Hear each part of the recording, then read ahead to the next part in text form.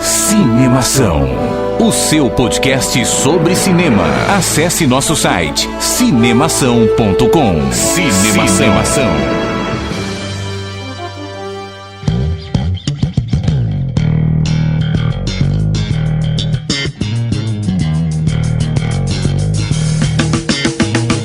Seja bem-vindo ao podcast Cinemação número 206. Eu sou Rafael Arinelli e nós somos um grão de areia no universo, mas talvez sejamos um meteoro no universo cinematográfico. Meu Deus, que profundo. Eu sou Daniel Cury e como é que ela sabia que a cicatriz não doía nos últimos 19 anos? Entendedores entenderão. Eu não entendi essa frase, eu não entendi. Não, é que no finzinho do livro do Harry Potter a autora fala, a cicatriz dele não doía nos últimos 19 anos, como que ela sabia? Porque ela era autora, entendeu? Ah, tá, legal. Eu sou Daniel Leite Almeida e como dizia José Saramago, é necessário sair da ilha para ver a ilha. Não nos vemos se não saímos de nós. Olha aí, ótima frase para esse podcast. Muito boa. Gostei. Muito boa. Eu sou Patrícia e como tá muito profundo aqui, eu vou dizer que eu sou uma observadora do comportamento humano, né? É isso aí. Tá profundo, exatamente. Olha aí. Muito bem, estamos hoje aqui reunidos, né, com duas pessoas novas no podcast, pessoas que a gente ainda não tinha tido a oportunidade de gravar, mas aqui estão. A primeira delas é a Patrícia Chaves, que é autora lá do Cinemação. Vocês conseguiram essa proeza hoje. Não é sempre que você empresta sua voz, né, Patrícia? É, pessoa tímida. Pois é, se você quer ver mais, né, a Patrícia tá há pouco tempo com a gente, ainda não faz um ano que ela tá aqui no Cinemação, mas ela já tem contribuído muito com o nosso site, principalmente com todo o conhecimento em roteiro que ela tem. A gente tem usufruído muito do conhecimento dela dentro do site e fora do site, né, Dani? Exatamente, a Paty tá ajudando a gente em umas paradas muito loucas aí. Vamos ver o que vai vir por aí. Exatamente. Então seja bem-vindo ao podcast do Cinemação, Paty.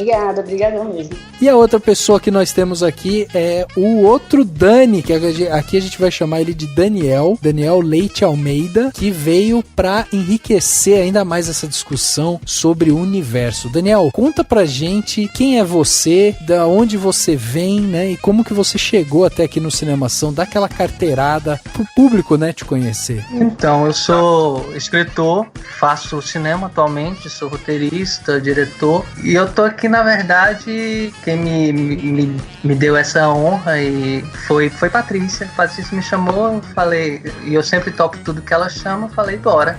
E eu tô aqui. Que legal, muito bom. Muito bom. Muito legal. Então hoje o nosso papo vai ser justamente sobre o universo cinematográfico. Na verdade, o que molda esse universo, né? Como é que é feita essa construção com esse olhar em cima do roteiro, né? Afinal de contas, a gente tá aí com uma estreia que tá pra acontecer, provavelmente quando esse podcast for ao ar já vai ter acontecido, que é de Animais Fantásticos e Onde Habitam, né, o novo filme do universo do Harry Potter, e a gente queria realmente tentar entender como é que esse universo ele é montado. Será que ele é pensado desde o início? Será que ele pode ser pensado depois de uma história? Como é que isso é concebido? Sim. Quais são as dificuldades que passam por dentro dessa construção de um universo e como que ele precisa ser feito para que ele esteja todo redondinho, né, para que ele esteja todo conectado e tal, não tenha furos. Então a gente resolveu trazer esse assunto aqui à tona e a gente vai contar com a colaboração do Daniel e da Patrícia para que esse papo seja muito mais rico. Só deixando claro que vai ter Rogue One logo,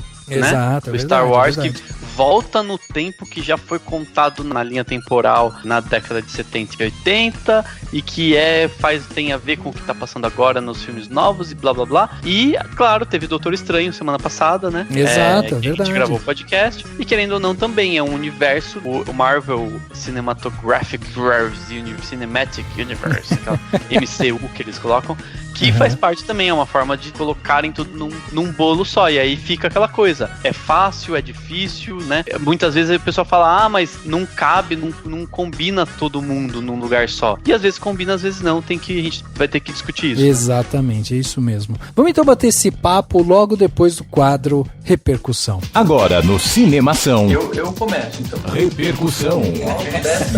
E eu me surpreendi com o filme. Repercutindo o que rolou durante a semana. Repercussão.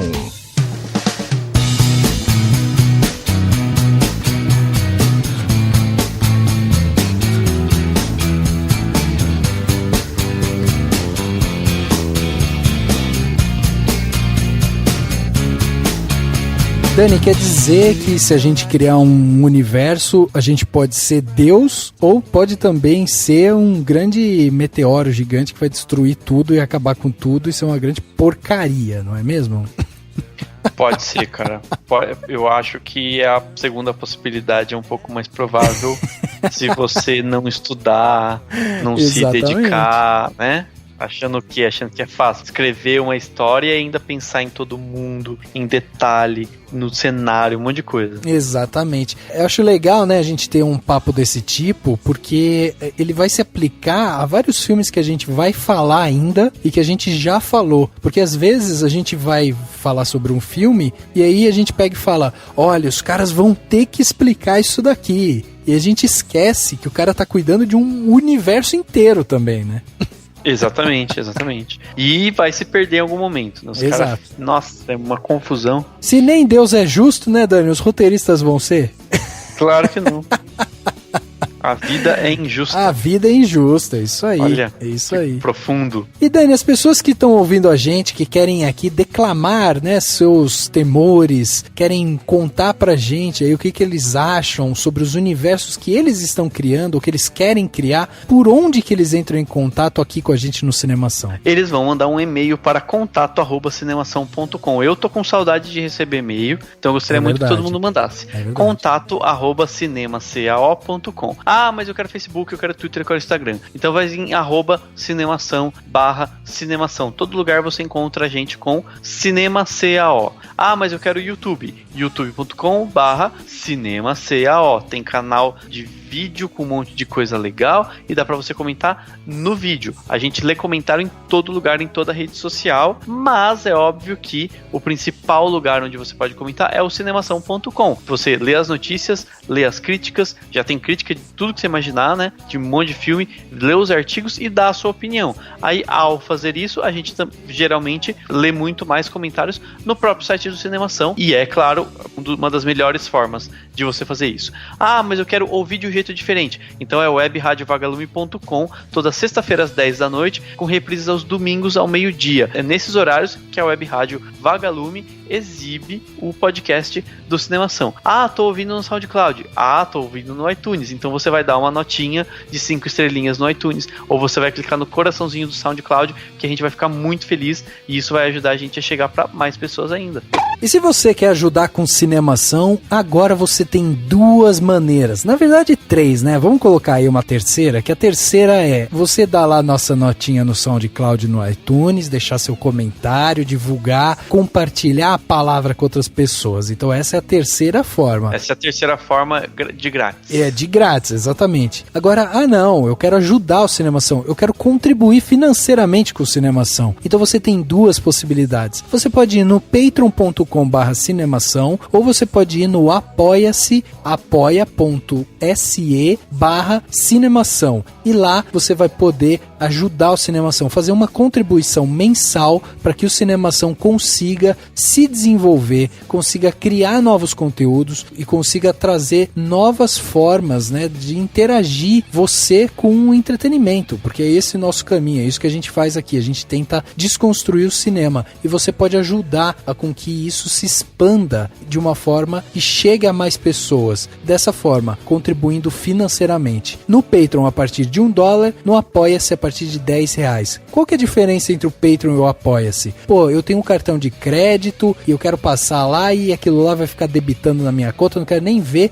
mas eu vou estar ajudando. Beleza, você pode ir tanto no Patreon quanto no Apoia-se. A diferença é que no Patreon você vai pagar menos, né? Você pode pagar a partir de $1. No Apoia-se a partir de R$10. Mas se você não tem um cartão, você quer pagar via boleto, por exemplo, o Apoia-se também dá essa opção de boleto bancário. Olha só que maravilha, que facilidade para você que quer ajudar o Cinemação de alguma forma. Contribuindo, automaticamente você é incluído no nosso grupo secreto do Facebook, onde a gente vai lá ficar discutindo sobre podcasts, filmes, seriados, artigos. A gente conversa lá sobre várias coisas e você vai estar nesse meio podendo conversar diretamente comigo, com o Dani, com todos os autores do Cinemação, além das pessoas que já participaram aqui do podcast. Então, ajude o Cinemação, assim como faz o Diego Lima, o Alberto Marinho Camilo, o Fernando Machado e a Fernanda Siqueira, que contribuem com o Cinemação e ajudam o Cinemação a crescer, a se desenvolver e a se manter, o que é muito importante,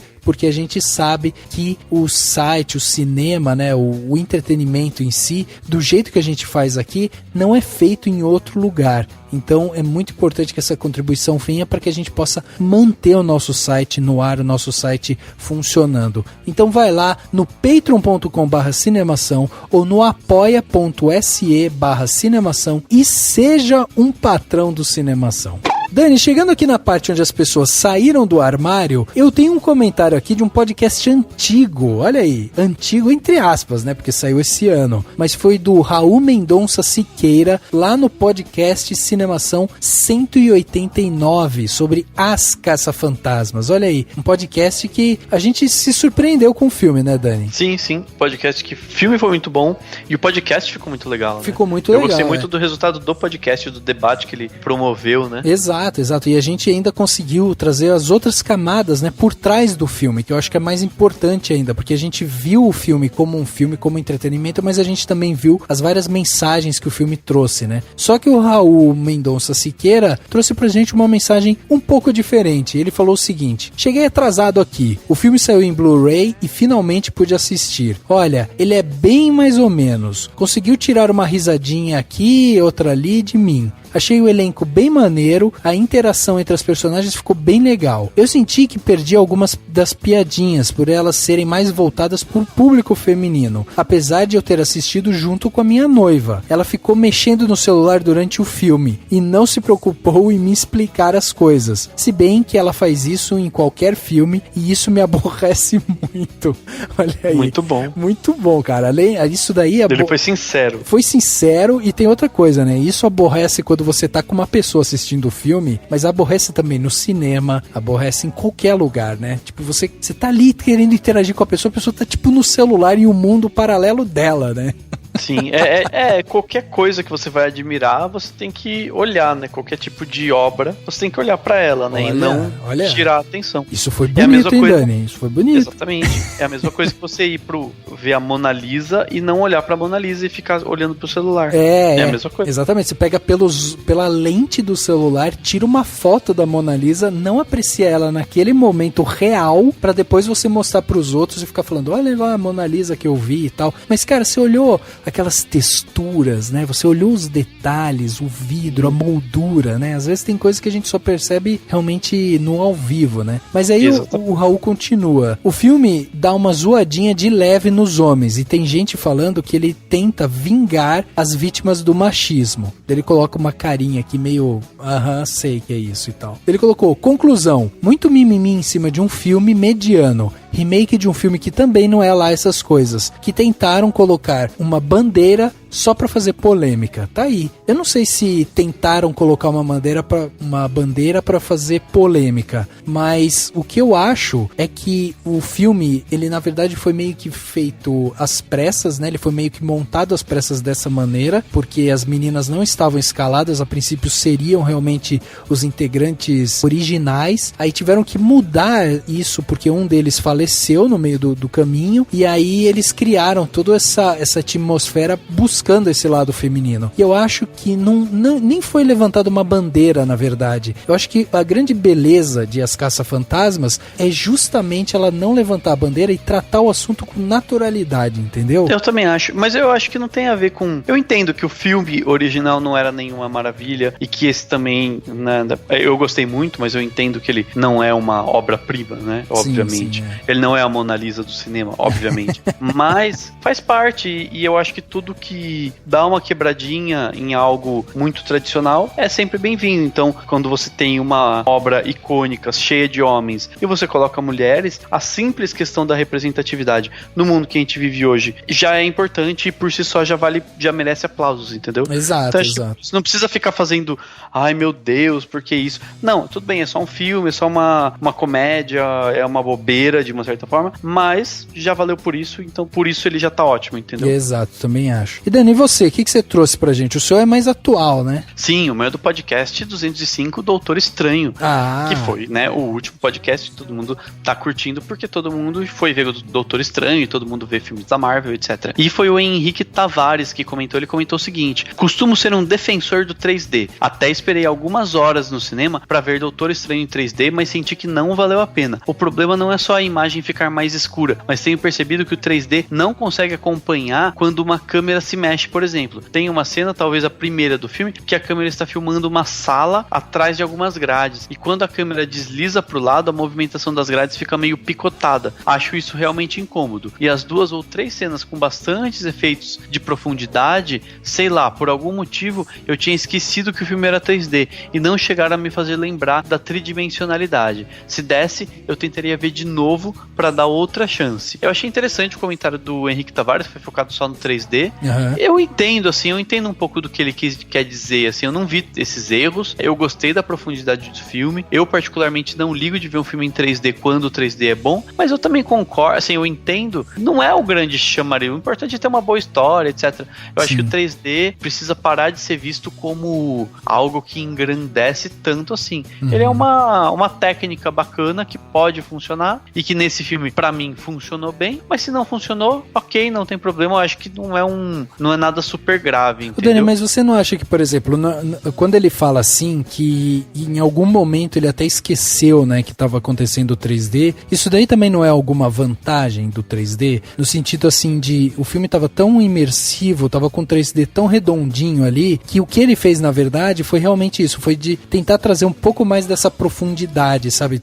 Ele não vai fazer as coisas pularem na sua cara, não vai ser aquele 3D que vem, sabe, na sua frente e tal, como foi, né, quando a gente viu pela primeira vez o Avatar, né, que tinha aquela primeira cena que era muito icônica da gota de água, né, que ela vinha, o fundo inteiro tava desfocado e a gota tava bem grande na nossa frente mesmo, né? Então, assim, será que de repente o fato desse 3D ser feito dessa maneira em que o público até esquece que é o 3D, não é também o 3D se consolidando como uma ferramenta que está sendo bem usada porque ele não atrapalha mais? Porque antes o problema dele é que ele atrapalhava, né? Eu acho que talvez sim, mas muito provavelmente no caso do Henrique Tavares é o contrário, que eu entendi é que na verdade você esquecer do 3D é tipo, ele realmente não está fazendo a menor diferença, entendeu? Eu acho que é isso. Eu acho que quando ele faz diferença, você percebe, você fala, nossa, e aquela cena que linda, maravilhosa, por causa disso, daquilo, entendeu? É verdade. Enfim, ele ajuda a gente a ter uma dimensão maior de profundidade,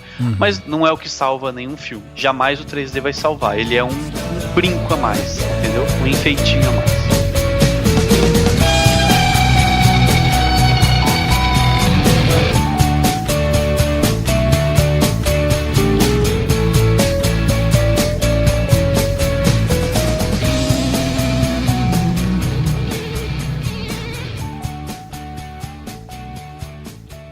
You know what the problem with the metahuman is?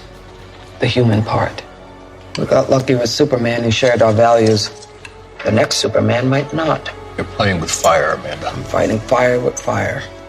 Well, you're not going to pitch us that Task Force X project of yours again, are you? Yes. But this time you gotta listen.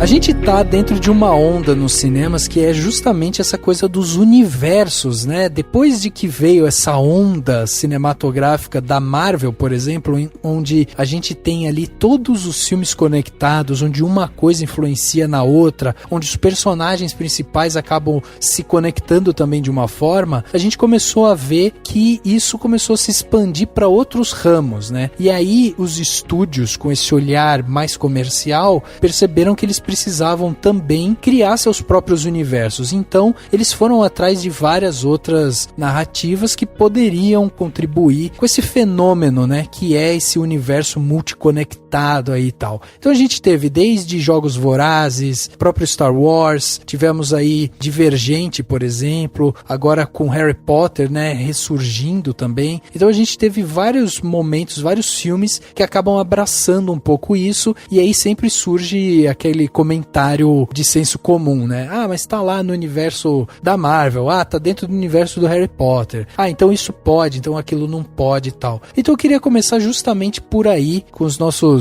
dois especialistas em roteiros aqui, e perguntar justamente isso, assim, esse universo, ele desde o seu princípio, ele já pode ser pensado, quer dizer, você já parte pensando que existe algo muito maior do que aquela história que você tá contando, ou isso acaba sendo quase que uma possibilidade depois que a história ela é bem construída e tal? Como é que vocês veem essa criação de um universo? Eu acho assim que em relação à construção de roteiro não difere muito de outros gêneros, sabe? Porque todos eles partem de um princípio de que precisa ter um conflito, né? Vocês podem reparar que todos esses filmes, eles têm uma dramaturgia forte por baixo deles, assim. Eles falam, todos eles têm objetivos a alcançar, todos eles têm uma meta, têm uns paradigmas de roteiro. Então eu acho que a construção desse universo, ele vai muito depois na pós-produção, mas no início é muito pensado mesmo como dramaturgia. E aí depois que ele vai virando uma coisa mais fantástica. Uhum.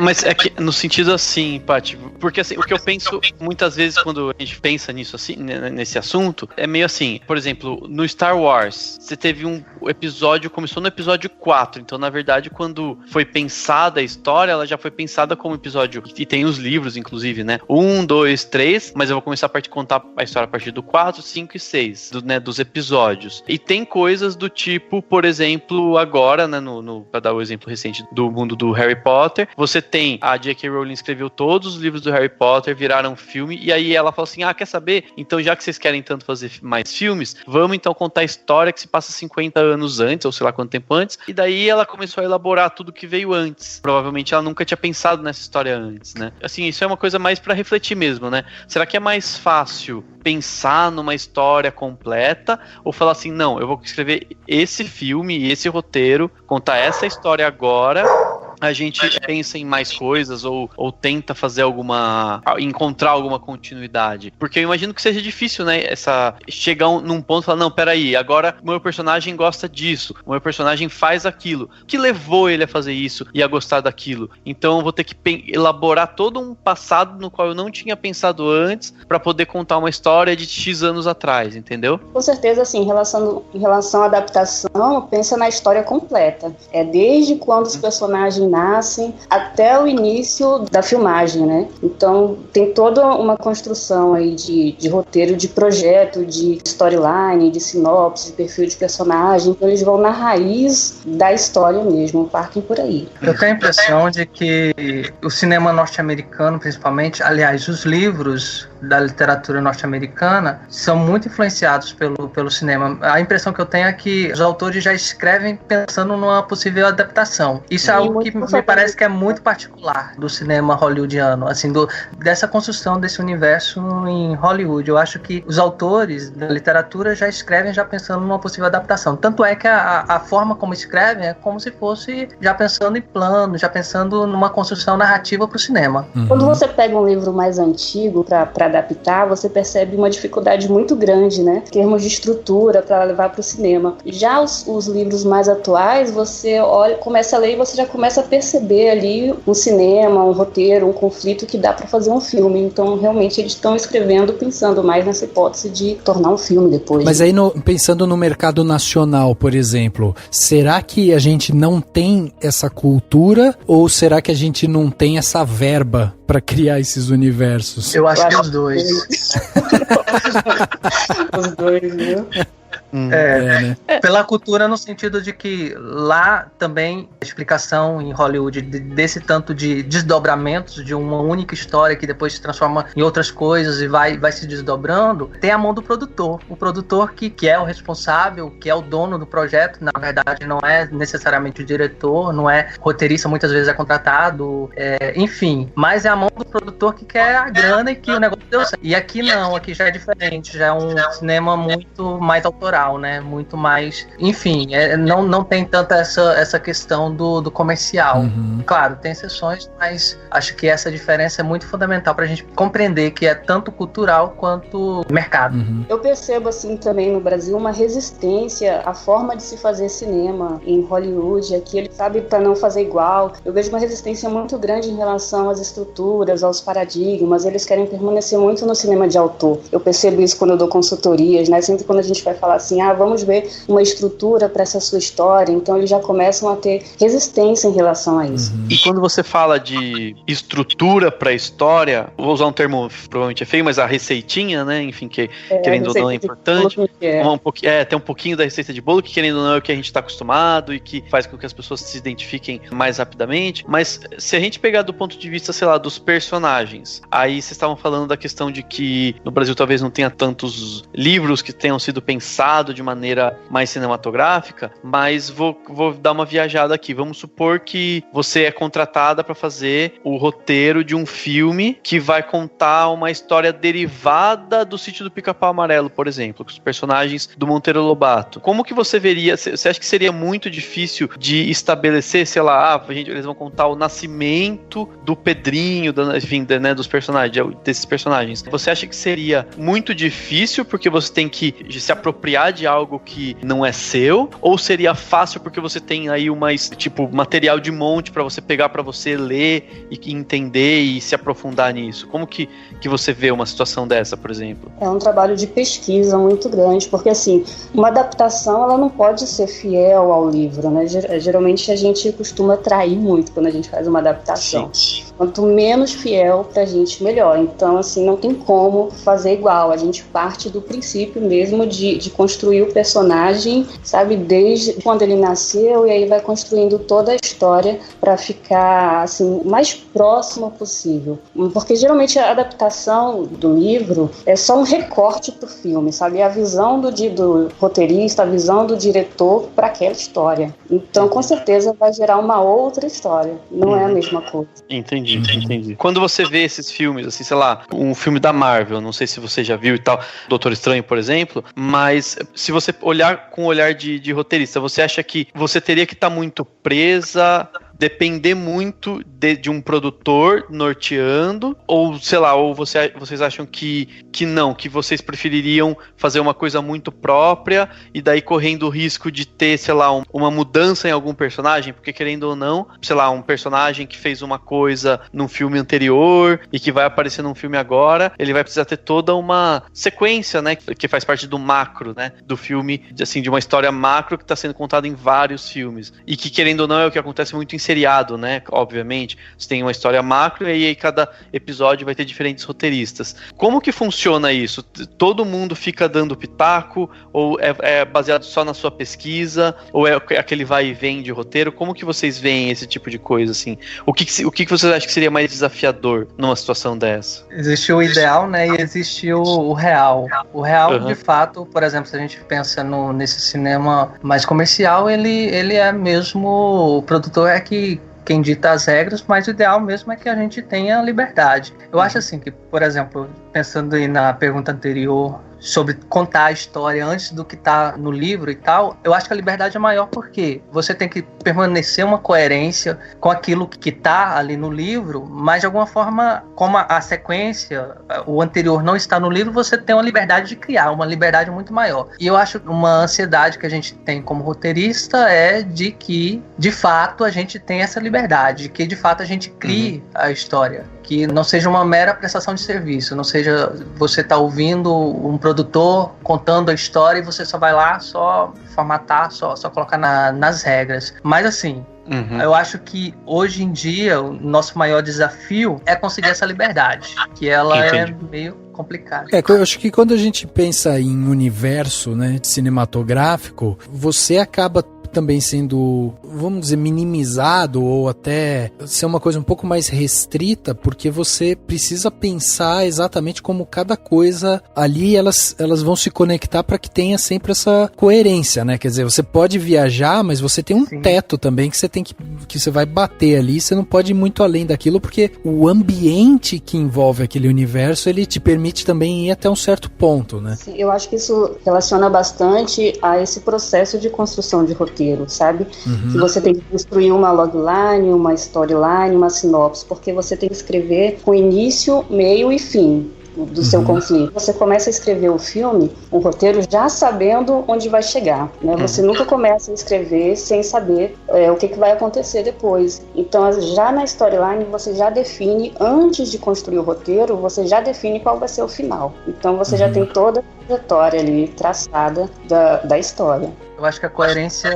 do filme você só consegue mesmo nesse processo do antes do escrever mesmo. Pesquisa, você delimitar bem o personagem, você colocar as características do personagem. Quando a gente vai pensar em adaptações de livros, a gente pode pensar que assim, existem muitas possibilidades de se contar uma história. E assim, e essa mesma história, esse mesmo livro, também existe muitas possibilidades de desdobramento, porque assim, o livro tem muitos personagens, e se os personagens são bem construídos, você pode, por exemplo, em cada filme, você pode pensar numa construção específica para aquele personagem. Então, é isso. Agora eu acho que talvez o maior embate, aí a gente pensando nas adaptações das HQs, da Marvel e tal, o desafio a gente tem que adaptar algo que existe um número de leitores fanáticos enorme e que quer assistir tal qual você percebe no quadrinho, entende? E assim,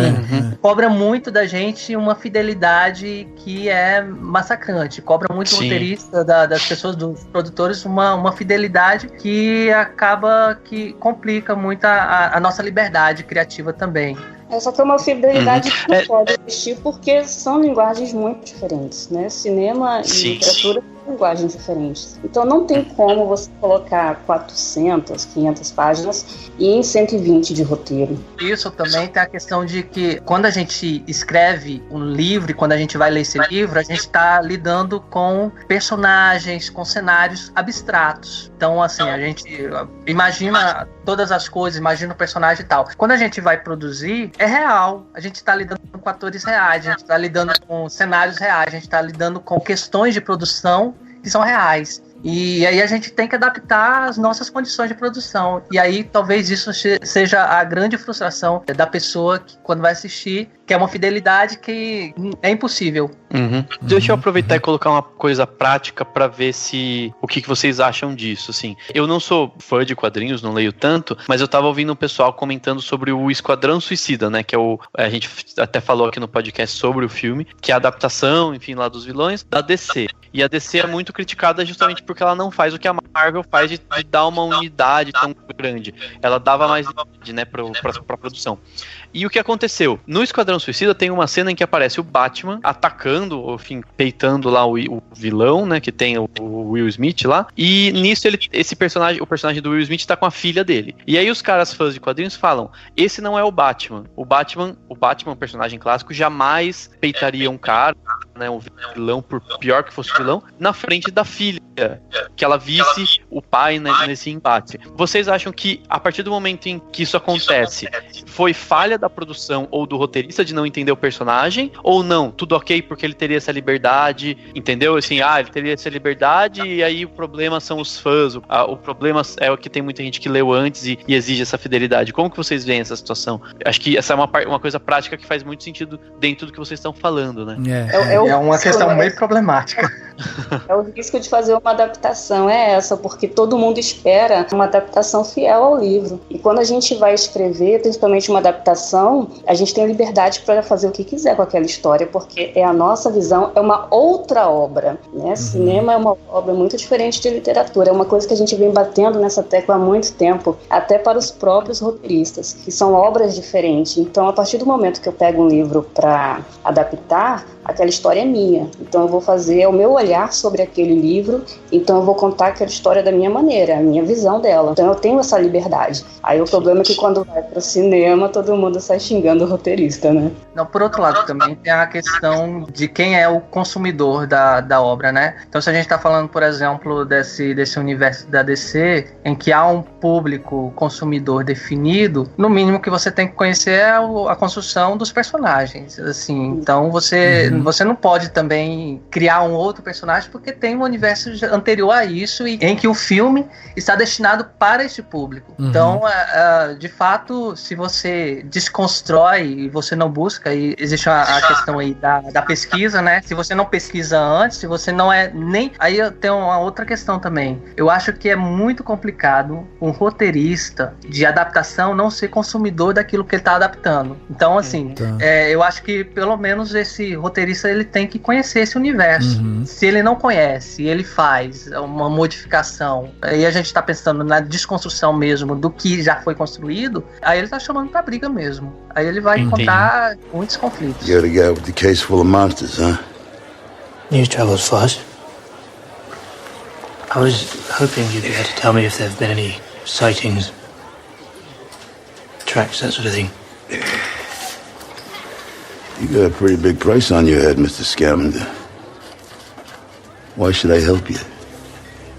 Instead of turning you in. I take it I'll have to make it worth your while. Let's consider it a covered charge. A Paty falou da liberdade de criar, mas vocês não acham que quando o personagem já existe, por mais que você possa mudar várias coisas, vocês concordam que existe uma essência do personagem que precisa ser mantido para que ele seja esse personagem, né? Do tipo, eu não posso... Que foi o que muita gente criticou, sei lá, o Super-Homem, né, recente aí da DC, ele chegou a matar algumas pessoas e falam que faz parte da essência do Super-Homem, tipo, ele não mata ninguém, nunca, jamais, em hipótese alguma. E aí tem toda uma discussão de que, não, mas ele tá se formando, não, ele tá adaptado pros novos tempos, e isso e aquilo.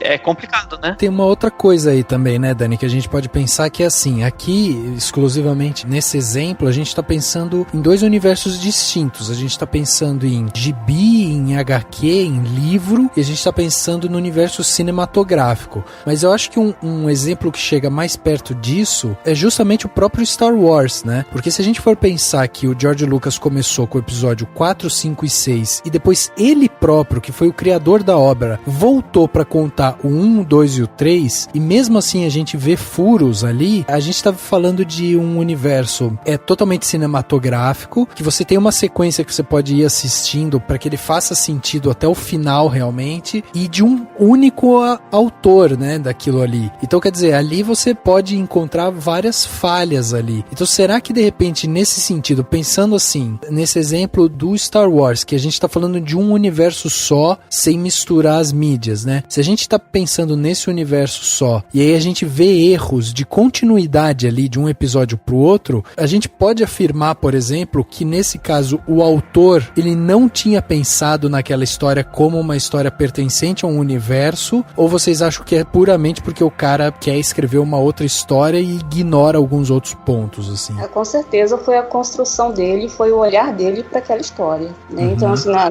dele quando ele foi encaixar ali na estrutura da série pro cinema. Ele percebeu que não dava para ser igual aos quadrinhos, aos livros. Então acaba criando outra coisa mesmo. E aí vem a estranheza, né? E aí vem a estranheza de quem já leu o livro. Então, mas e nesse caso do Star Wars, que a gente tem, por exemplo, a construção do Darth Vader, por exemplo. A gente tem um personagem que ele foi muito icônico no episódio 4, 5 e 6 por ser essa figura ditatorial, sem sentimentos e tal. E aí, o autor dessa obra, ele volta pros filmes no 1, o 2 e o 3, e aí ele conta algumas coisas que lá pra frente a gente vê, às vezes, algumas pontas soltas, sabe? Por exemplo, a própria falta de conexão entre ele e a filha, a Leia. Poxa, no episódio 1, 2 e 3, que é um prelúdio, né, do que a gente viu nos filmes antigos, a gente vê que eram gêmeos, que os dois eram filhos dele ali e tal, e na continuidade, no 4, 5 e no 6, a gente percebe quase que ele ignora o fato da existência dele ter uma filha, entendeu? E ela também quase não dá importância para aquilo e tal, porque parece ser quase que um erro de roteiro mesmo, um erro de... É uma falha disso.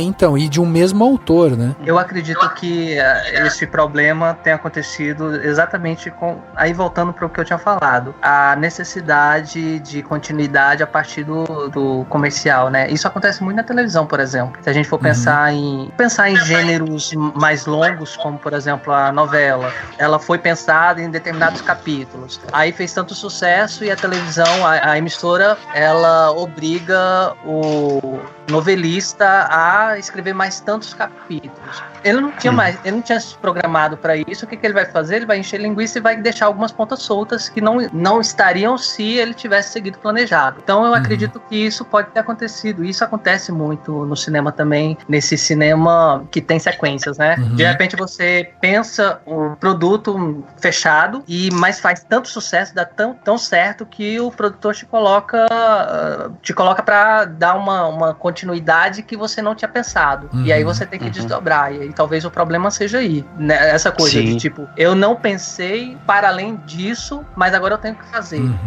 Sim, exatamente. É o caso, por exemplo, e aí não entra nem no cinema, foi até antes nos livros, com a série Divergente, né? Eu não cheguei a ver direito os filmes, mas o que eu sei é que a escritora do livro, ela escreveu um livro, chegou pra editora e a editora só assinou um contrato se fosse pra 3. Então a escritora que só tinha pensado em um livro teve que continuar a história, entendeu? E aí todo mundo fala que tem um monte de furo, tem várias coisas, ou a história fica muito fraca depois disso, porque ela não tinha refletido como seria, e aí surge a oportunidade, né? A editora fala, só vou publicar esse livro seu se você escrever mais 2, fala, fechou, né? Vamos aí. Daí, sim, saiu o que saiu, tanto que os filmes não fizeram tanto sucesso, e agora vão ter uma série na Netflix que vai tentar continuar a história, ou seja, virou uma baguncinha, porque a história não teve força, né? Exatamente.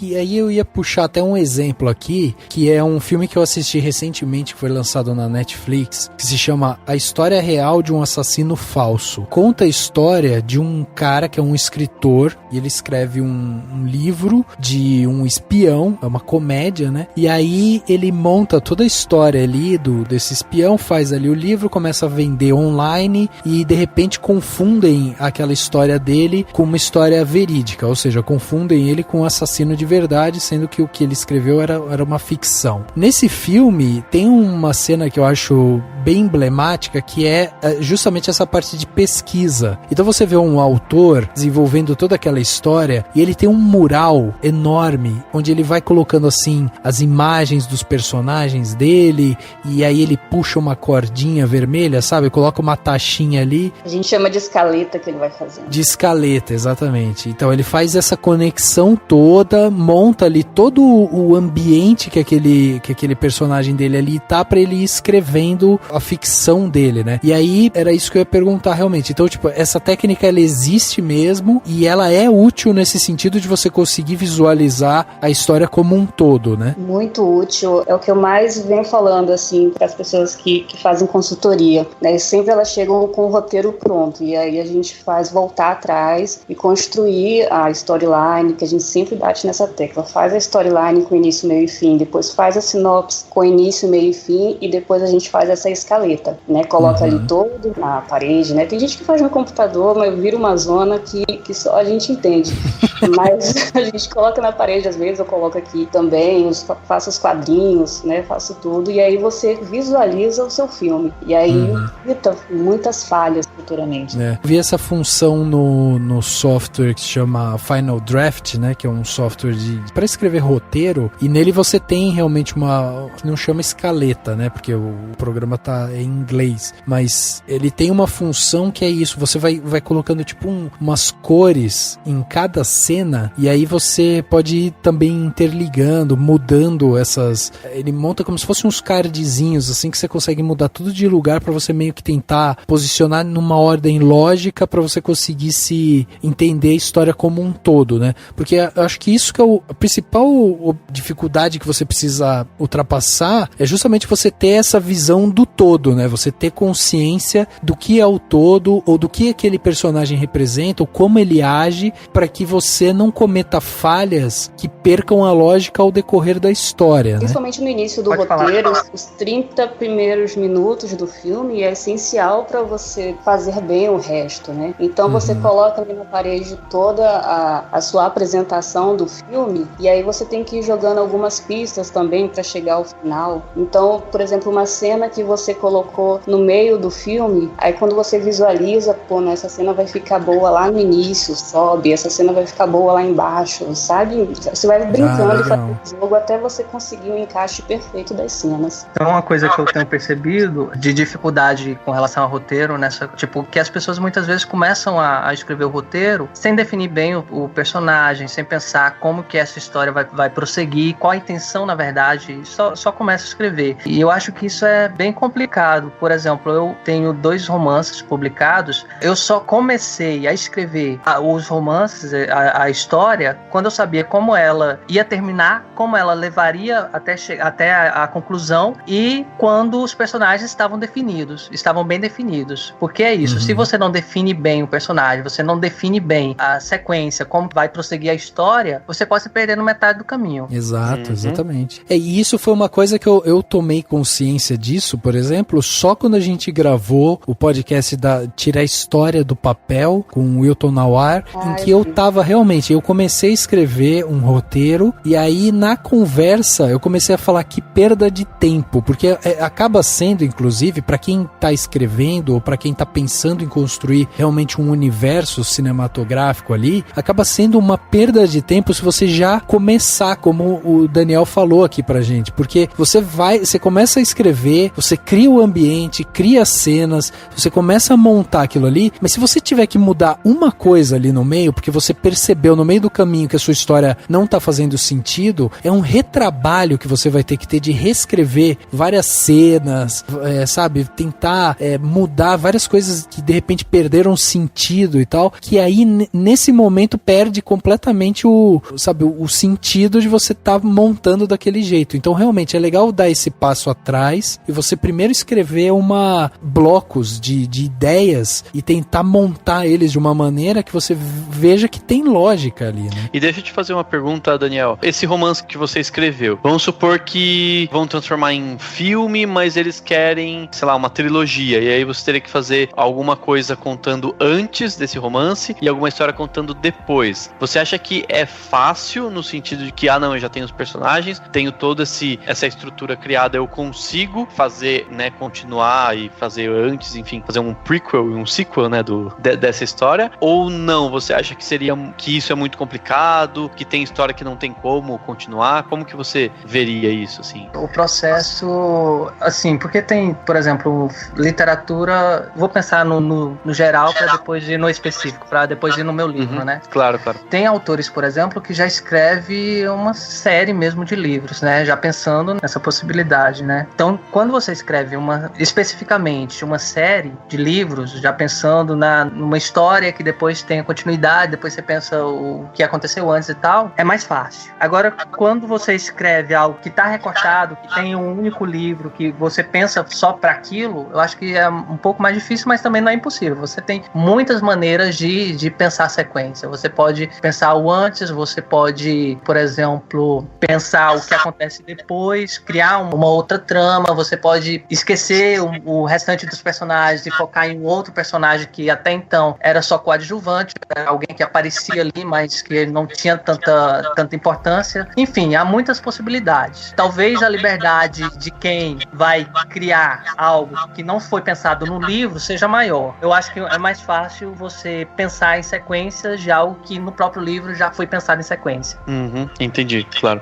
Você falando disso, e como a gente começou comentando sobre esse filme novo, né, que passa no universo do Harry Potter, eu já vi muitas entrevistas, por exemplo, né, com a autora do Harry Potter, com a J.K. Rowling, né? A impressão que eu tenho é que ela tem absolutamente tudo na cabeça dela. Claro que ela vai criando aos poucos, mas às vezes ela fala com tanta propriedade dos personagens e do mundo, e no caso não é só uma história com personagens, é todo um mundo, um universo mesmo, né? Ela criou um universo paralelo e tal, ao estilo Tolkien mesmo, né? Ela tem muita propriedade, então ela teve que pensar numa estrutura tão gigantesca que ela consegue extrair muitas e muitas histórias, mesmo sem ter pensado em cada história, né? Óbvio que ela não pensou, por exemplo, esse filme que tá chegando agora, ela que fez o roteiro, então ela tem toda a propriedade de que ela criou o universo que ela tá retratando, mas ao mesmo tempo, ela provavelmente ela não tinha pensado nessa história antes de pensar na história, né? Tipo, antes de falar, nossa, vamos contar essa história. Ah, então tá. Aí ela teve que pensar como é que foi, detalhes, né? Tô imaginando aqui. Mas eu acho isso muito interessante, né? A gente sente, né, Dani, dela um autocontrole sobre a história, né? Um controle em cima dos personagens, em cima do ambiente, em cima de tudo, em que ela consegue realmente apontar de uma forma muito clara para que lado que eles vão, porque ela tem o controle deles, ela sabe exatamente o que eles pensam, como que eles vão se desenvolver ali, qual seria a reação deles e tal. Então, até partindo disso, desse entendimento do ambiente como um todo, ela consegue criar essas histórias prévias de uma forma muito mais simples, no sentido de, pô, eu sei o que pode ter acontecido até aqui, porque eu sei também que essa história vai estar escrita lá no livro tal, que o Harry Potter vai ler, sabe, no filme tal, entendeu? Então ela consegue ter essa visão macro de uma forma muito clara para ela, né? Sim, o roteirista ele tem que ter total domínio dos seus personagens, né? Tanto que antes de construir o roteiro, a gente já constrói primeiro o perfil de cada personagem. É desde o momento que ele nasce mesmo. A gente faz, assim, uma lista de tudo que aconteceu na vida dele, tanto o perfil psicológico dele, físico. A gente tem que saber tudo sobre ele, sabe? A ponto de, seu personagem vai no mercado, e qual é o tipo de pasta de dente que ele vai comprar lá? Você tem que saber que tipo de pasta de dente ele vai pegar. Então você tem que conhecer o seu personagem por completo. Quanto mais você conhece o seu personagem, mais você consegue revelar quem ele é no filme. Então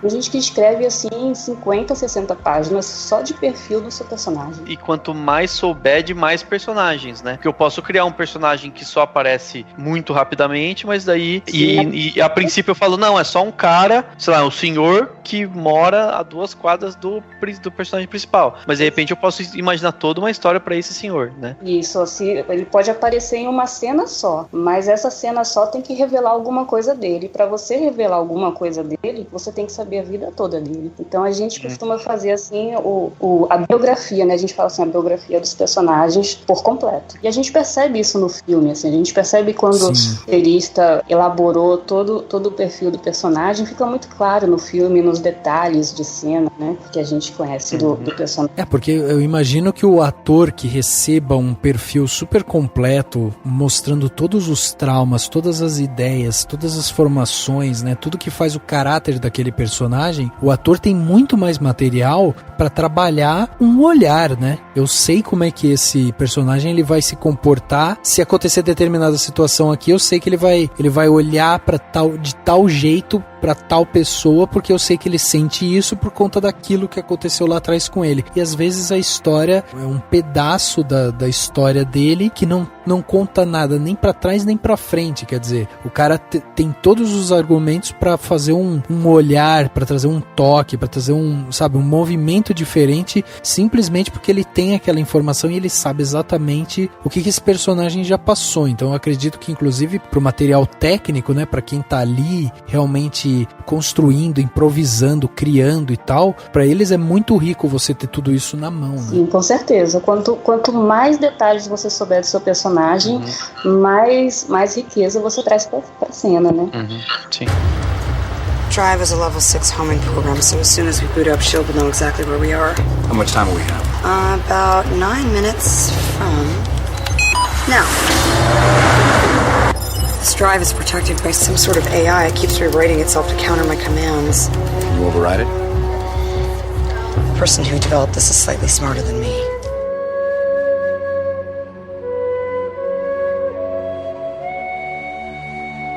E isso se aplica a ambientes também? Quer dizer, eu preciso também criar todo o ambiente. Se eu for escrever, por exemplo, se eu quero escrever todo um universo que se passa ali dentro de um mundo X, eu preciso também pensar nesse universo como um todo. Vamos pensar em Avatar, por exemplo, né? Eu ia falar um negócio que, com relação a essa coisa do ambiente, me parece que algo que é específico da ficção científica, que é pensar, antes de pensar o personagem, pensar o universo. Então há uma costura e que aproxima muito no processo. Não faço games e tal, mas para se construir um game, para criar um game também é a mesma coisa. Você pensa primeiro o universo, todas as particularidades desse universo, para depois você pensar nos personagens que compõem esse universo. E me parece que no cinema de ficção científica vai por esse caminho. Pensa primeiro, cria primeiro a ambientação, cria primeiro o universo em que ele vai se passar a história, para depois se criar os personagens que vivem nesse universo. Mas aí você precisa também ter todo o requinte de que você cria o personagem, você também precisa trazer isso pro universo. Por exemplo, eu preciso falar um pouco sobre clima, sei lá, savanas, sabe, montanhas, guerras. Eu preciso, ter também em mente todo esse ambiente que envolve ali, ou no caso de cenários específicos, fica mais no que foi traumático para aquele ambiente, sabe? Eu acho que seria na questão de quais detalhes são mais importantes, né? Mas eu imagino que dependa muito da história, né? Porque assim... No roteiro a gente coloca um conceito de cenário, sabe? De figurino. E aí o diretor de arte é que vai pensar nisso tudo. A gente coloca mais ou menos assim o que a gente quer, a atmosfera do filme, a gente quer mais ou menos assim, a gente coloca no roteiro. E aí o diretor de arte, junto com o diretor do filme, é que vai desenvolver tudo isso. Mesmo porque o cinema ele é muito sensorial mesmo, assim, muito trabalha com sentidos. Só que assim, cada sentido vai ser pensado por um profissional específico. Sei lá, vamos pensar na construção sonora do filme. Há um profissional para isso. E assim, a construção sonora ela precisa dialogar com a intenção do filme. Aliás, ele precisa contribuir para que a intenção do filme seja alcançada. Então, no caso dos cenários, é a mesma coisa. Preciso pensar no meu cenário de forma que ele consiga construir a intenção do filme, consiga atingir a intenção do filme. E aí o cenário pensado a partir da direção de arte, as cores também, porque cada cor, a gente pensar aí na teoria das cores, cada cor ela vai provocar alguma reação, vai provocar alguma sensação. E aí, como o cinema trabalha muito com sentidos, com essa brincadeira com sentidos, com a construção em prol da narrativa, juntando todos os sentidos, eu acho que por isso cada profissional vai pensar a sua questão específica, a sua especificidade, mas de acordo com a própria construção do roteiro, dialogando com o roteiro. Agora, por exemplo, se a gente pensar, por exemplo, em Senhor dos Anéis, que a gente fala de sucessivas guerras que aconteceram e que moldaram personalidades, dividiram civilizações. Se a gente parar para pensar nisso, seria válido, por exemplo, para quem está escrevendo aquela história, no caso Tolkien, né? Mas é válido ali você escrever tudo que se passa, por exemplo, teve a guerra no ano tal que dividiu o país de uma tal maneira, e aí criaram duas civilizações que hoje se odeiam, e aí que são os anões e os elfos, entendeu? E você já criou ali uma divisão para você tentar dar mais base de drama para aquela história. Nesse caso é válido você ter uma descrição do ambiente que cercam eles. Isso vai mais no argumento. No argumento você coloca mais o ambiente ambiente, ambienta mais o contexto, de como vai ser. Já no roteiro, não, é muito objetivo, é muito técnico, é para quem vai filmar, então você já coloca bem específico. E tudo isso muito resolvido na pré-produção, né, nas reuniões ali com o diretor de arte, o diretor de fotografia, o diretor, cada um lê o roteiro e aí ele leva o seu projeto para a mesa e vão discutir como que vai ser tudo isso. Então o roteirista nessa parte aí nem participa muito. Pensando na construção do livro, eu acho que essa ambientação, a contextualização sempre fica meio que no prólogo, assim, geralmente tem um prólogo explicando tudo para preparar o leitor também, para colocar ele nesse lugar, né, esse lugar que é desconhecido. No roteiro fica no argumento, né, no argumento se coloca mais coisas, assim, para a equipe técnica poder fazer os projetos. Eu acho interessante porque eu fico imaginando assim, depende muito, né, eu imagino que dependa muito do projeto, de como vai ser, porque, por exemplo, no Senhor dos Anéis, quando estavam fazendo o filme, eles tinham um material gigantesco que o Tolkien já tinha feito, ele mesmo, o Tolkien tinha feito mapas, né, enfim, ele tinha criado o mundo com muito detalhe, então você tem tudo aquilo detalhado. O que eu imagino, e queria saber se vocês concordam, é que assim, vamos supor, eu vou fazer um filme com o mundo que eu acabei de criar, eu posso não criar tantos detalhes, e eles vão acabar ficando na mão do diretor de arte, dos outros profissionais que vão fazer o filme e que vão dar essa cara, né? Aí o que eu queria saber de vocês é o seguinte, eu tava pensando assim, imagina a seguinte situação, eu criei algum mundo, algum ambiente, né, que seja, criei sem tantos detalhes assim e acabou saindo um filme pronto, tá lá. Aí vamos supor que eu vou fazer um outro filme no qual eu vou explicar o porquê que aquele ambiente ficou daquele jeito. Esse porquê pode vir depois, né? Isso não enfraquece tanto assim, se eu falar, nossa, nunca pensei no porquê que, sei lá, que era uma fazenda com, sei lá, com um lago muito fundo. E aí eu vou, no próximo filme, eu vou desdobrar esse lago profundo e dizer que foi um meteoro que caiu por lá. Tô, enfim, inventando aqui, mas faz sentido isso pra vocês? Ou não? Ou você pensa assim, não, teria que ser tudo muito bem pensado, assim, não interessa? Eu acho que, inclusive, discordo com uma única palavra que tu disse, que não enfraquece muito. Eu acho que não enfraquece nada, inclusive enriquece você pensar, você fazer, por exemplo, uma sequência que vai explicar o porquê do anterior. Eu acho que enriquece, inclusive, a compreensão totalitária do filme. Eu acho que bem importante, assim, eu acho que é algo que tem dado certo e, claro, assim, eu acho que o roteirista precisa quebrar um pouco a cabeça para permanecer com uma coerência lógica, assim. E aí depois vem a visão do diretor de arte também, né, que aí complementa tudo. Sim.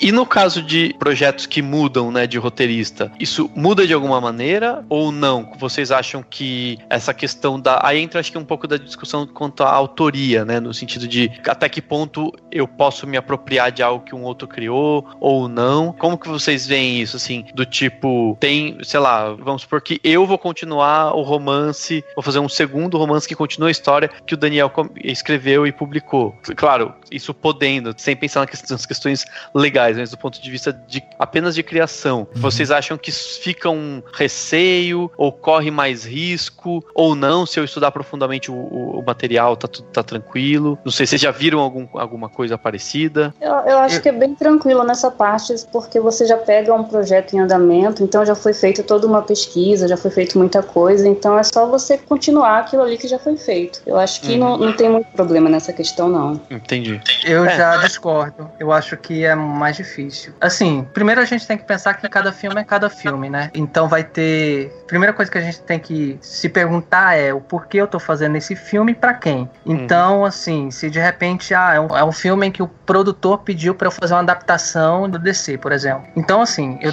tenho já algo originário pra eu extrair e, assim, eu posso... E por exemplo, esse trabalho em que eu tô fazendo roteiro já é o segundo, já é a sequência, eu não fiz o primeiro, mas o produtor, que é o que me colocou, não mudou, entende? Então, assim, é pensar que a questão aí tá no produtor, né? Então, o produtor não mudou, então ele vai fazer com que permaneça, o que às vezes não acontece, mas, assim, a ideia é que permaneça a mesma qualidade e tal. Só que, assim, é difícil, talvez seja tão difícil quanto trocar diretor, porque cada diretor também tem uma visão, tem uma estética diferente e vai ter comparação. Então, quando você permanece com um único roteirista, é mais fácil você você permanecer a mesma estética, com a mesma linguagem, com a mesma visão de mundo. Quando você coloca pessoas diferentes, o desafio é maior para você continuar, e se você tem um deslize, meu amigo, você vai ser massacrado, você vai ser comparado com o outro, e aí é complicado.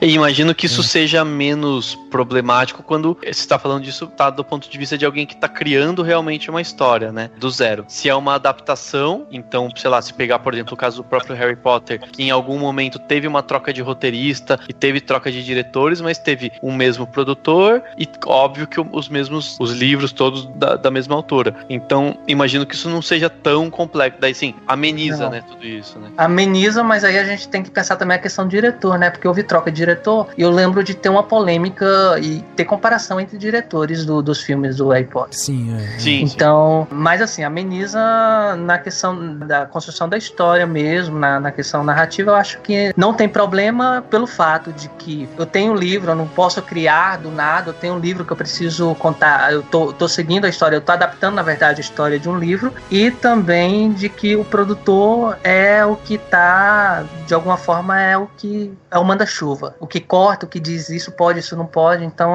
como é o mesmo produtor, eu acho que ameniza. Eu acho que, na verdade, tem uma questão aí que acaba sendo até, vamos dizer, bastante flexível, porque a gente pode pensar que o cara pode descambar também para um lado que às vezes a audiência não concorda. E aí eu volto pro exemplo do Star Wars, né? Quer dizer, a gente tem o mesmo autor, o cara que criou o universo, e aí quando ele volta para contar um prelúdio do que foi aquela história super marcante nos anos 80 ali e tal, aí o pessoal fala, cara, o que aconteceu com o George Lucas? O George Lucas pirou, porque o que ele montou ali não faz o menor sentido. Uma das coisas que eu acho que é muito marcante, por exemplo, é aquele negócio que eles contam no episódio 1, se eu não me engano, eles falam daquelas células, né, que definem o que é um Jedi, por exemplo. E aquilo é citado no primeiro filme e depois não é citado mais. Quer dizer, é uma coisa que foi inventada para aquele filme ali, especificamente, e aí depois simplesmente ignoram o fato de terem dito isso. E não faz sentido. E aí todo mundo... E não faz sentido dentro exatamente do que é dito nos episódios da antiga saga, né? Exato. Então, assim, eu acho que tem essa flexibilidade, porque, assim, a gente pode pensar que, ok, pode ser mais fácil você ter uma linha condutora que te ajude a montar essa história, mas, nesse caso, eu acho que eu vou mais pelo lado do que a Paty estava pensando, assim, que seria, sabe, se a pessoa, tipo, estuda, entende mais ou menos aquele universo e tal, e tem a liberdade pra montar do jeito que ela acha coerente, aí vem, de repente, um J.J. Abrams que retoma aquele pensamento daquela obra que tinha sido criada antes, e aí todo mundo vibra porque saiu da mão de um único autor, entendeu? E não tem lógica, assim, você entrar em um trabalho que já está em andamento e mudar tudo, assim, de uma hora para outra, sem ter uma justificativa no roteiro, né? Então, o mais sensato é você continuar com o projeto que já vinha tendo.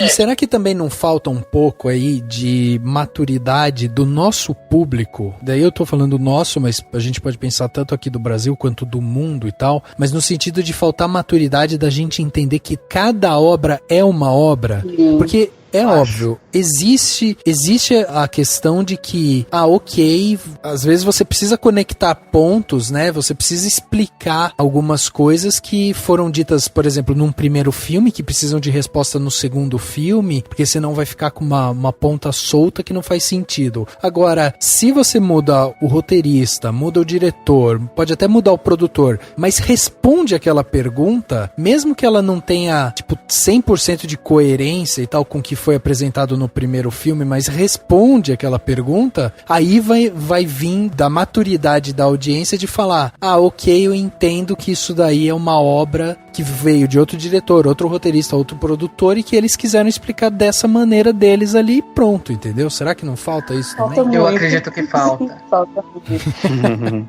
Eu agora tô adaptando um livro agora, de ficção científica, e é uma trilogia, né? Só que o autor me passou só o primeiro livro. Falei, nossa, tá, como é que eu vou fazer isso? Aí eu fiz umas 3 leituras para poder fazer a storyline dele. No início do livro tem um personagem maravilhoso, assim, eu fiquei encantada com com o personagem, mas depois ele some. Falei, poxa, e agora? O que eu vou fazer com esse personagem? Não tem como você apresentar e depois simplesmente ele some. E como eu não li o 2 e o 3, aí eu tive que perguntar pro autor, ele aparece no livro 2, ele aparece no livro 3, ou ele só aparece no início e acabou? E aí ele falou, não, ele só aparece nesse início e depois não aparece mais. Então foi um personagem que eu tive que eliminar do roteiro, né? Então tem que haver pesquisa antes. E tudo que você coloca no roteiro, você tem que responder depois. Mas, por exemplo, nesse caso que você contou, se tivessem te dado carta branca, falado assim, Patrícia, se você achar que esse personagem vale a pena ele continuar na história, pode manter. Pois é, ele me deu carta branca. Ah, ele te deu. Só que como ele não aparecia depois e tem muitos outros personagens interessantes também, aí eu tive que tirar no coração. Mas eu tive que tirar o personagem e manter, porque aí eu ia ficar muita coisa, não tem como colocar tudo no roteiro. Infelizmente a gente tem que fazer escolhas, tem que fazer recortes, a gente vai lendo o livro e aí na leitura a gente já vai podando, ó, isso dá, isso não dá, até você deixar só o esqueleto dele mesmo e aí você começa a fazer o roteiro. Obi-Wan never told you what happened to your father. He told me enough. He told me you killed him. No, I am your father.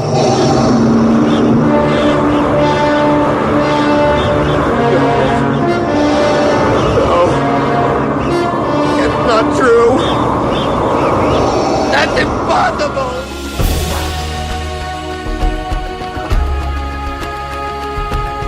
Vocês acham que qualquer história ela pode expandir para um universo paralelo? Justamente porque qualquer história você pode criar elementos que criem um universo próprio ali? Eu acho que quando você começa a fazer o perfil desses personagens, cada personagem é um universo diferente. Então dá pra você fazer uma história com cada um deles quando você parte do princípio de vida dele até o final. Então, assim, dá margem pra muita coisa. Não sei, pra mim eu acho que essa coisa dos universos paralelos, na verdade, foi algo colocado como uma correção dos furos, né, que acontecia aí nas HQs. Então a gente pensar que, por exemplo, não havia uma sequência lógica nas histórias do Superman, não havia uma sequência lógica nas histórias do Batman e tal, e aí, cada um tá num universo paralelo diferente. Então é uma tentativa de dizer, olha, não houve furo, tá tudo certo. Então tem essa impressão. A gente teve o papo lá com o Rogério Saladino, né, no último podcast, sobre Doutor Estranho, e ele falou algo mais ou menos nesse sentido que o Daniel falou aqui, que é justamente essa coisa de antigamente, os caras estavam criando HQs porque eles pensavam única e exclusivamente no herói, né? Falava, eu quero construir um cara que ele, sei lá, vai ter afinidade com morcego e vive na escuridão e ele não sei o que, ele é traumatizado e tal. O cara ia lá e criava o Batman. Aí o Batman tá ali vivendo no mundo dele, na cidade dele e tal. Aí um outro autor pega e fala assim, o meu vai ser um homem invencível, que não tem medo de nada, que é mais veloz do que uma bala e não sei o que, lá, e cria o Super-Homem. E aí é da mesma produtora, né? Da mesma editora ali. Só que o cara criou um personagem X, o outro criou um personagem Y, e aí em algum momento dessa história, a editora chega e fala assim, vamos tentar juntar esses dois personagens? Aí não existe uma conversa entre um autor e o outro autor pra saber assim, o meu personagem aqui, um dia ele deu a volta na Terra, ao contrário, e a Terra voltou o tempo. Nesse período, o que aconteceu com o seu personagem, sabe? Não existe um pensamento lógico para que tudo se conecte e os dois estejam dentro de um único universo. Então as coisas acabam acontecendo de forma independente e ao mesmo tempo casadas, né? Sim. Até tem a coisa que comentam dos livros do Harry Potter também, assim. A J.K. Rowling, depois de um tempo, ela estabelece uma linearidade com datas mesmo, né? Então a história do Harry Potter novinho lá estaria acontecendo no início da década de 90. Só que no livro tem um momento em que ela cita que o primo dele lá, que era o gordinho chato, tinha um PlayStation. Então, só que provavelmente ela citou isso criando a história, ele tem um PlayStation X, e depois ela se deu conta de que a história se passava na década de 90. E aí já perdeu isso. Então é muito disso também, né? Assim, eu acho, não sei o que vocês acham, mas eu acho que é uma coisa quase que inevitável. Quando você tem um ambiente muito grande, com muitos personagens, muitas possibilidades e muitos detalhes, em algum momento você vai criar algo que não vai fazer sentido, que vai ficar deslocado. Vocês concordam com isso? Com certeza. O risco de se perder é muito grande. Muito grande. Não tem como, assim, você dominar tudo com muita gente escrevendo. Quando a história é escrevendo sozinho, é só sua, você tem um domínio ali de tudo. Mas quando tem outras mãos, aí o risco é muito grande. Mas você não concorda que mesmo quando é só você, pode ser que você esqueça? Eu acredito que sim, que não, você não tem controle de tudo, mesmo só você escrevendo, mesmo porque quando você escreve, você tem um tempo longo, assim. Por exemplo, quando eu escrevi meu livro, eu demorei 1 ano para escrever. Então, assim, as últimas páginas, quando eu estava nas últimas páginas, eu não lembrava nunca das primeiras. Então, é isso, você tem que ficar revisitando o tempo todo, porque eu não acho que a gente tenha o controle total de tudo. Eu acho que em algum momento há sempre risco de ou o personagem desandar completamente da proposta inicial, ou a própria história não fazer mais sentido, ter um furo ou outro. Eu acho que a gente corre esse risco sempre. Por isso que é bom sempre ter autores, né? Você vai escrevendo e vai passando para alguém ler, e aí as pessoas vão te alertando do que está faltando. É um exercício muito bom.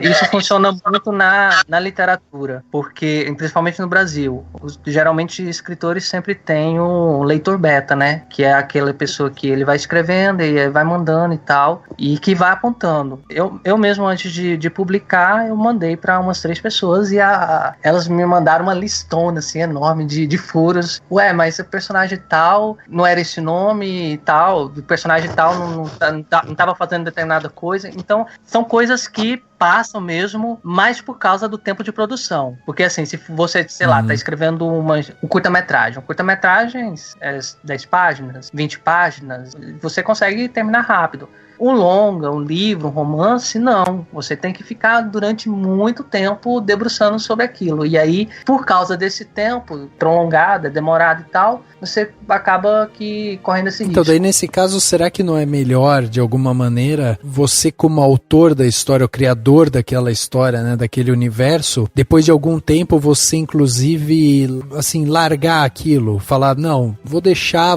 outras pessoas continuarem, outras pessoas terem outras leituras ou criar outras histórias dentro desse universo que eu criei e tal, porque hoje eu já não tenho capacidade de continuar. Esse desapego, assim, de repente não é melhor pra continuidade da própria história? Eu não sei, porque talvez seja até um exercício interessante, né, de você desapegar e tal, mas eu acho que o problema não tá o autor escrever. Eu acho que o problema está no autor não revisitar. Entende? Por exemplo, você se propõe a dar continuidade, mas você não revisita naquilo que você já fez. E aí eu acho que o problema está exatamente nisso. Não está em quem escreve. Quem escreve, se é o autor, se é outro, eu acho que não difere. Talvez outro vai ter embasamento, assim, de dar uma sequência lógica, porque ele vai revisitar. E talvez o problema está nos autores que não revisitam a obra escrita.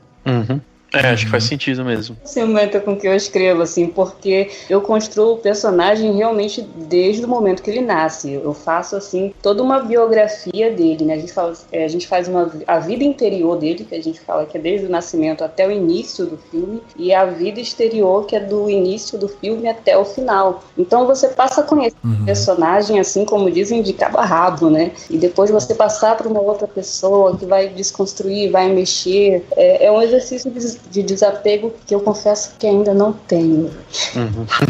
Mas eu acho que o cineasta brasileiro é ciumento, assim, de um modo geral. Tanto, por exemplo, o roteirista que vai querer dirigir também. Tem isso também. Já é um problema também.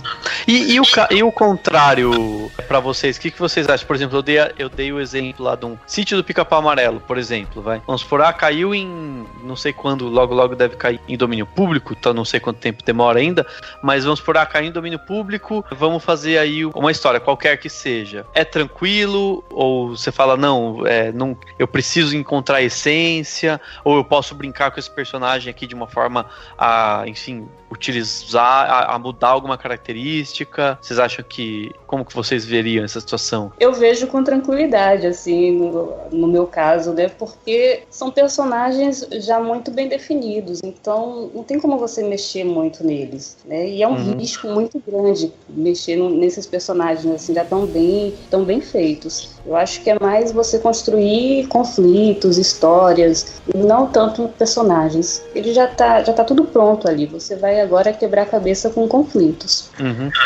Eu concordo com Patrícia, e isso se for uma adaptação. Agora, se for, por exemplo, uma livre inspiração, aí sim, você pode pegar a essência do que é e construir o que você pensa, construir inclusive personagens com nome diferentes, ou personagens com o mesmo nome, mas com características diferentes. Então vai depender muito da sua proposta, né? Se a sua proposta é, de repente, fazer uma obra que foi inspirado, né? Que você pega somente a essência, ou se você realmente está contando a história daqueles personagens. Sim. Eu acho muito interessante, assim, porque são coisas que, assim, o que a gente está discutindo aqui é bem amplo, né, assim, tem muita coisa que é mais pra gente refletir mesmo a respeito, né, quando a gente vai ver o filme, quando a gente vai consumir alguma coisa, e tentar encontrar a intenção mesmo, né, da obra em si. Se a intenção era ser super fiel ou não, né, retratar aquele personagem dessa forma ou de outra forma e tudo mais. E acho que foi bem o que o Rafa falou, né? Às vezes falta um pouco de maturidade do público de saber discernir, né? Cada obra como uma obra feita por pessoas diferentes, com objetivos diferentes e tudo mais, né? Porque o livro, quando você lê, você imagina, né? Ele mexe com a sua imaginação o tempo todo. Você imagina o cenário, você imagina o figurino, aqueles personagens, você cria o filme na sua cabeça quando você está lendo. E quando você vai ver um filme adaptado, você está vendo a visão do roteirista. Então já vem tudo pronto para você só tem que prestar atenção naquilo. Então eu acho que essa é a confusão. Você lê um livro e aí quando você vai assistir, tá tudo diferente do que você imaginou. Eu acho que o choque tá aí. Tanto assim, quando eu um filme adaptado, eu não consigo ler o livro depois. Porque se eu for ler o livro, eu vou imaginar o personagem que eu vi no filme, eu vou imaginar o cenário, o figurino que eu vi no filme. Não vou conseguir criar a minha história lendo o livro, entendeu? É porque o livro também, a leitura do livro é algo muito pessoal. Muito subjetivo. E assim, por exemplo, eu imagino um determinado personagem do livro que eu tô lendo de acordo com as minhas vivências. Por exemplo, eu vou empregar no personagem características de pessoas que fazem parte do meu convívio. E aí, por exemplo, se eu conseguir, sei lá, existisse uma máquina super poderosa que conseguisse exprimir aquilo que eu estou imaginando em imagem, exprimisse aquilo que Paty está imaginando como imagem, vai sair duas coisas extremamente diferentes. Exato. Então, de fato, é a visão que vai ser expressa no cinema, só que eu acho que mais do que isso também, são as possibilidades de produção. Então, assim, a gente, sei lá, imagina um determinado personagem, mas que eu não consigo encontrar o ator que seja igual o que eu imaginei. Eu não vou deixar de fazer por causa disso. Então eu vou adaptando também de acordo com as condições de produção. Agora eu acho que o que falta mesmo é eu pensar que cada livro é livro, filme é filme, que cada filme é um filme, é uma obra diferente. Só que, por outro lado, também eu acho que a gente foi acostumado a pensar da forma como pensamos, de que o filme seguinte tem que ter uma sequência, então tem que ter uma lógica, tem que ter uma linearidade, coisa que não acontece, por exemplo, nas histórias em quadrinhos, né? Se a gente for pensar de que esses universos paralelos foram criados e tal, eu acho que, eu não sei, eu não sou leitor de história em quadrinho, não tenho tanto conhecimento desse universo, mas me parece que é algo que é mais aceitado pelos leitores. Então, cada leitor vai ler cada história como se aquela história fosse única, não pensando nas relações lógicas, nas sequências e tal. Sim. E é interessante porque no quadrinho provavelmente tem muito a ver com o projeto, né? Vai ser um outro desenho, vão ser outras cores, etc, né? E eu acho que no cinema tá muito, não sei se eu tô viajando, mas eu acho que tá muito ligado ao tempo, né? Por exemplo, você tem o Batman do Tim Burton, aí teve um tempo, apesar de ter tido aqueles ruins lá, aí você tem o Batman do Nolan, e aí ele tem um outro Batman.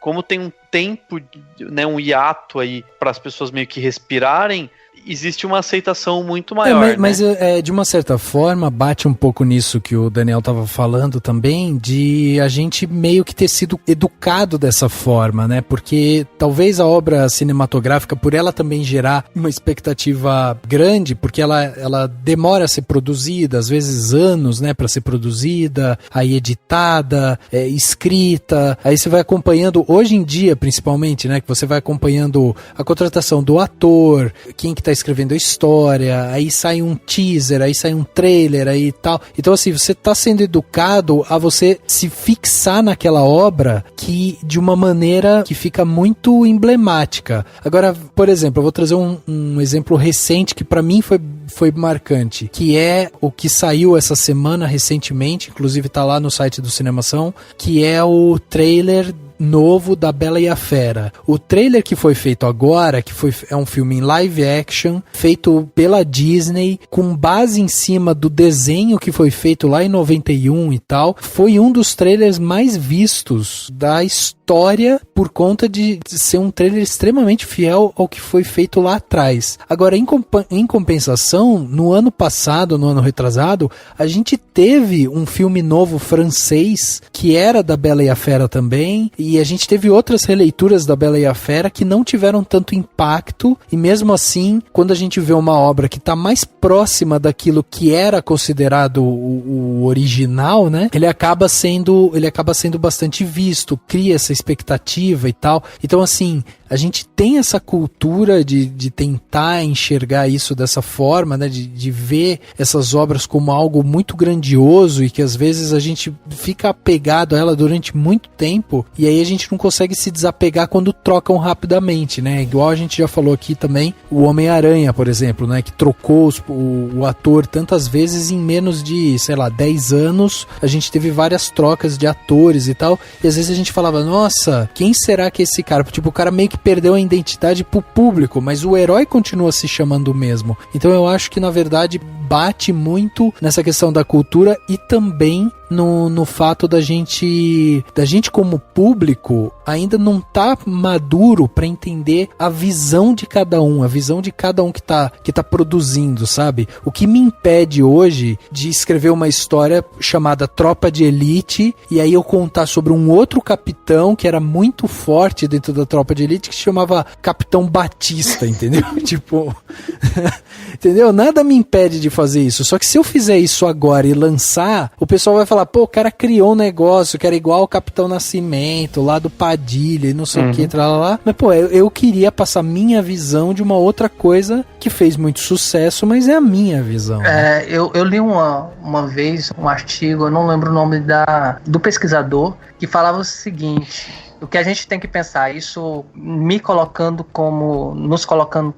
quanto espectador, quanto leitor, a gente tem que pensar o seguinte: uma adaptação de livro, por exemplo, qual é o sentido de eu assistir um filme que é igualzinho o livro? Assim, não tem sentido porque já tá colocado. Qual é o sentido, por exemplo, eu ver um remake em que é tudo igual ao filme lá, o originário e tal? Mas também mexe um pouco com a nostalgia, né, do espectador. Então, se, por exemplo, o filme Bela e a Fera mais fiel ao desenho da Disney tá fazendo mais sucesso, porque também mexe com a nostalgia. Aí eu pensando como espectador, eu acho muito estranho, assim, eu querer ver algo igual ao que eu já vi. Então eu espero sempre o que há de novo ali. Porque pra mim não faria sentido eu fazer uma adaptação se eu não colocar algo de novo, se essa adaptação for exato, igual. Sim. Acho que não tem sentido. Sim.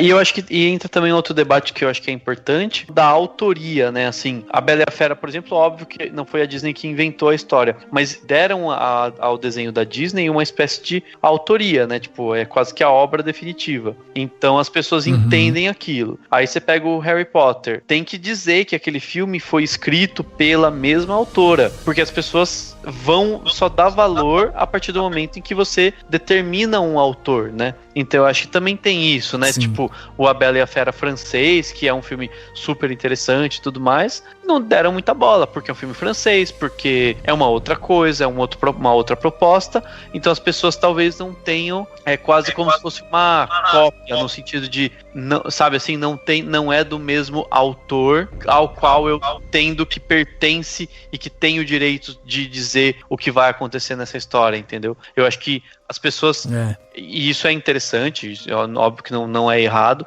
mas as pessoas valorizam muito isso, né? Tipo, elas olham pra uma obra, quem que criou essa obra? Quem é o autor? Então esse autor tem o direito de me dizer, daí por isso tem muita essa coisa de, eu vou encontrar o autor e falar, nossa gente, mas o que acontece com o personagem X? E pô, se você lê um livro e você quer saber o que acontece, você pode imaginar, e na sua história acontece isso, mas as pessoas, elas não aceitam isso, elas querem que o autor, o dono, determine isso, porque elas entendem que aquilo como uma propriedade e não como uma obra aberta a qual eu tenho total direito de interpretar, imaginar como que pode ser depois, etc. Entendeu? Exato. Eu acho assim, concluindo, né? Dani, você pode tirar da sua gaveta aquela história do menino mago que tem uma cicatriz na bochecha. Viu? Ah, verdade. Vou escrever uma historinha aqui.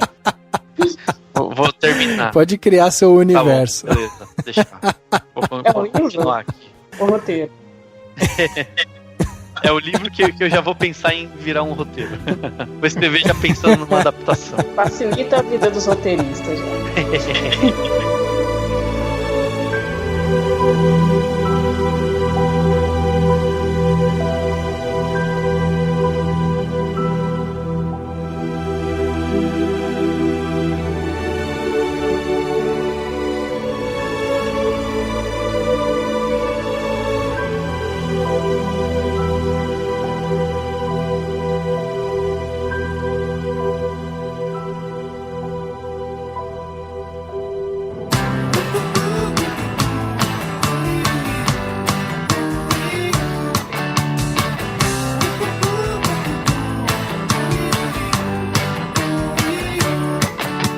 Chegando ao final de mais um podcast, agora o podcast Cinemação número 206. Tivemos esse papo aqui super legal sobre a criação dos universos. O que é essa criação do universo? Será que foi essa a discussão que os extraterrestres tiveram quando fizeram lá o Big Bang? Será que foi? Nossa Senhora.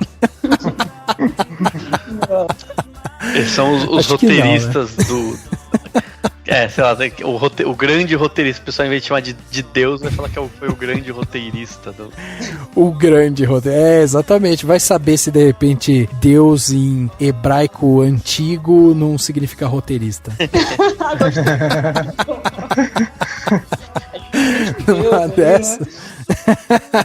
É verdade, é isso aí. Bom, eu queria aqui agradecer a participação da Patrícia, do Daniel, que vieram aqui, disponibilizaram um pedacinho aí do tempo deles, que é tão corrido, para vir aqui conversar com a gente, ter esse papo, que foi muito interessante mesmo. Queria agradecer aqui, Paty, muito obrigado por você estar aqui com a gente, muito obrigado pelos textos que estão lá no Cinemação, enriquecendo ainda mais o nosso site, trazendo mais conteúdo, né, pra galera, e queria que você deixasse também aí o convite, né, pro pessoal ir lá ler seus textos, entrar em contato com você e tal, tudo através do Cinemação. É fácil, né, Paty? É só entrar no cinemação.com, né? Eu que agradeço a oportunidade de estar aqui com vocês. Convido todo mundo a realmente ler os nossos textos, porque são textos mais aprofundados de cinema, de desconstrução, então vale a pena a gente conferir esses textos. Muito legal. E Daniel, você, essa figura que veio aqui, que ainda não faz parte, né, do Cinemação, mas nós vamos ficar de olho em você, viu, Daniel? Mas queria agradecer você por você também ter vindo aqui, conversado com a gente e tal. Muito obrigado mesmo por ter tido esse tempo e queria que você deixasse aí quais são os seus meios de contato, né? A galera que tá ouvindo a gente, essa galera pode falar, pô, queria conversar com o Daniel mais sobre criação de roteiro, saber mais sobre o trabalho dele e tal. Por onde nessa internet que o pessoal pode te achar? Então, primeiro eu queria agradecer o convite, né? É uma honra, é um prazer estar contribuindo de alguma forma. E assim, podem me encontrar no Facebook, tanto eu tenho uma produtora de vídeo chamada Ato 3 Produções, e a gente tem uma página, www.facebook.com/Ato3 Producões. Eu também tenho uma página, quem quiser entrar em contato comigo como escritor, então Ato 3 é como cineasta, né? Como escritor, Daniel Leite Almeida Oficial, e também um e-mail, ato3produções@gmail.com. Legal, muito bom. Não, é isso aí, gente. Muito obrigado, Paty. Muito obrigado, Daniel, por tantas contribuições, por tanta coisa legal que a gente conversou aqui. E é isso aí, que venha mais universos cheios de coisas boas e que semana que vem venha um mundo mágico cheio de confusões pra gente conversar a respeito também. E até semana que vem. O podcast Cinemação número 206 fica por aqui e a gente se vê no próximo.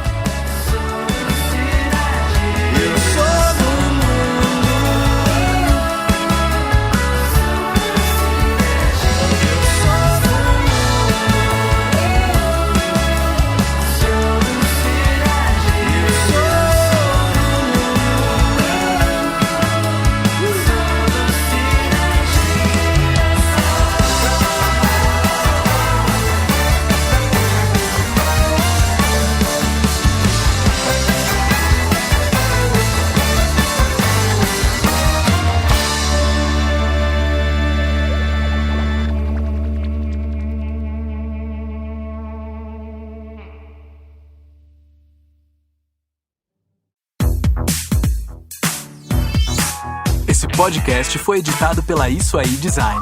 Tudo isso é forma com função. É design estratégico. É isso aí.